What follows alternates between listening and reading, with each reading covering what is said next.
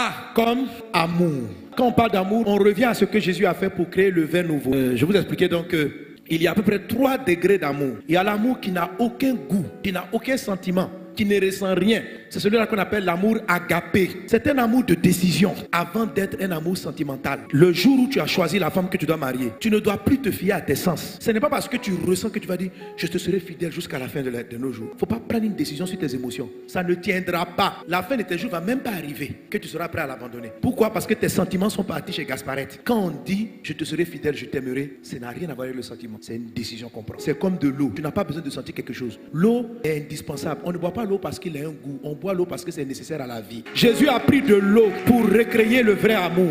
La décision est ce qui précède la vie. Mais frère, ce n'est pas une affaire de ce que tu ressens, c'est une affaire des règles. Il n'y a rien à ressentir. Le mariage est basé sur aucun ressenti. Le mariage qui va devenir joyeux, on ne ressent rien, on décide. Tu regardes la personne, tu décides de l'aimer. Qu'il soit beau, qu'elle perde sa beauté, qu'elle garde sa beauté, tu l'aimes. Parce que ton amour n'est pas basé sur l'apparence, sur le physique.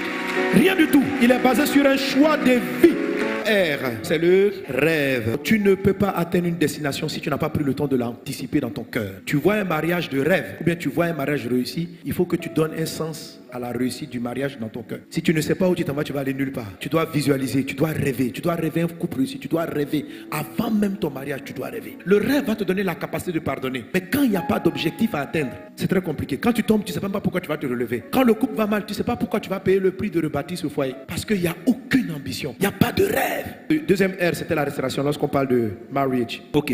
I, intimité. Le mariage va réussir parce que vous êtes intime à Dieu. Il faut de l'intimité avec le Seigneur. Dieu est le créateur. Il faut de l'intimité avec Dieu. Deuxième chose, il faut de l'intimité avec vous-même. L'intimité est manifestée par la vie de prière, par le fait que tu t'approches de lui. L'intimité est manifestée par le fait que tu dévoiles à Dieu ton secret. Quelqu'un qui prie, qui n'est pas profond de son cœur, qui n'est pas honnête, n'est pas intime de Dieu, il prie de manière superficielle. Quand tu viens, tu es honnête, tu expliques à Dieu tes luttes, tes doutes, tes peurs. Ça développe ce qu'on appelle l'intimité. L'intimité, c'est relatif au secret. Il y a trop de gens qui prient Dieu de manière bluffe. André, il veut voir Dieu et puis il frime. Ton couple a des problèmes. Dis à Dieu, Seigneur, je ne sais pas pourquoi ça ne marche pas. Tu pries en frimeur. Oh Dieu, tu sais, le mariage. Dieu te regarde, tu plaisantes ou quoi? Attends, tu n'as pas bien souffert, c'est pourquoi tu t'amuses. Il faut parler. Avec Dieu, il faut être intime. Avec Dieu, il faut être profond. Avec Dieu, il faut être vrai. Et quand tu es vrai avec Dieu, Dieu te délivre. Celui qui voit Dieu intimement est changé. La réalité, c'est que le mariage n'est pas 2 gens parfaits qui se combinent. Non, le mariage est une alliance spirituelle étrange. Et le modèle du mariage, c'est celui de Jésus. Jésus est parfait.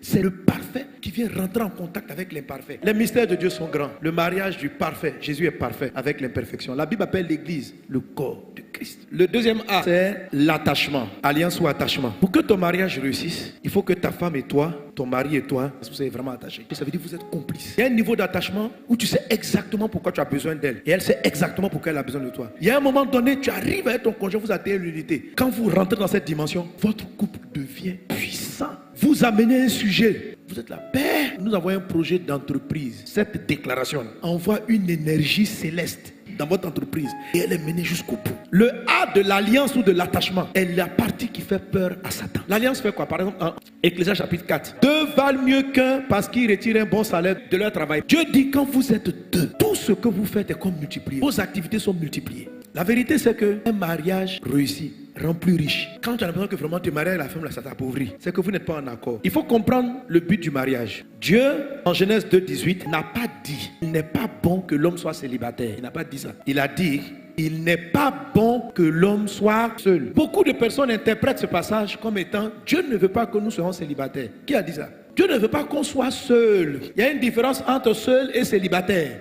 Un célibataire, c'est un statut. C'est quelqu'un qui n'est pas encore allé devant le maire et qui n'a pas la bague au doigt. Mais ce que Dieu dit, ce que Dieu veut bannir, c'est la solitude. On peut avoir la bague au doigt et être seul dans son foyer. Un mari qui décide seul, qui pense seul, qui réfléchit seul, et sa femme, elle critique tout ce qu'il est en train de faire. Il est seul, elle est seule. Ils n'ont pas résolu le problème que Dieu a posé. Dieu dit, il n'est pas bon d'être seul. Il n'a pas dit, il n'est pas bon de ne pas être marié. Le mariage est une bonne chose s'il règle la solitude. Mais si le mariage ne peut pas régler la solitude, il est préférable d'être seul. Les gens ont des problèmes avec le mariage parce qu'il y a certains gens qui se marient, mais ils aiment être seuls même. Frère, c'est-à-dire il a marié la fille pour la voir dans sa chambre. Mais sinon lui-même il aime seul.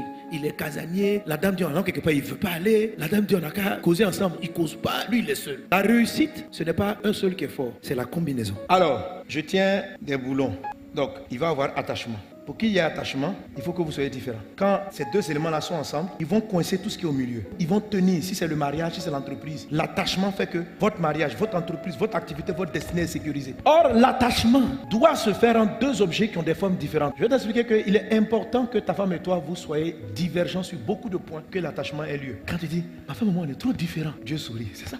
C'est la partie où vous êtes différents. C'est là-bas que vous allez vous attacher. Les autres parties où vous êtes identiques, vous pouvez être que des amis, pas des attachés. Je vais illustrer maintenant avec les aimants. Si vous connaissez le principe des aimants, c'est que les aimants ont deux pôles. Il y a une partie qu'on appelle la partie négative moins, il y a une partie qu'on appelle la partie positive plus. Ils sont censés s'attacher. Mais les aimants ne s'attachent qu'aux parties inverses. Par contre, les parties identiques se rejettent et se repoussent. Donc là, c'est le frère Gasparien qui veut marier Gasparette. Gasparette est chez ses parents. L'homme quittera son père et sa mère. Gasparien quitte son père et sa mère. Et il vient vers Gasparette. Oh Gasparette, veux-tu de moi? Gasparette dit non. Oh Gasparette. Oh. Donc Gasparette dit, je ne veux pas. En fait, quand plus rencontre plus, même s'ils sont faits pour se marier, vous allez sentir le rejet.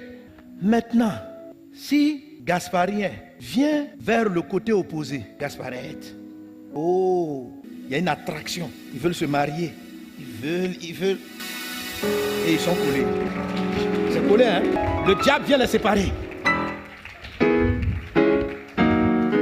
Ils sont attachés. Pour qu'il y ait attachement, il faut qu'il y ait partie inverse, pas partie identique. Car s'il tombe, l'un relève son compagnon. Quand c'est les deux de Dieu là, il peut arriver qu'un soit en difficulté. Mais quand vous êtes en équipe, selon Dieu, mais malheur à celui qui est seul et qui tombe sans avoir un second pour le relever.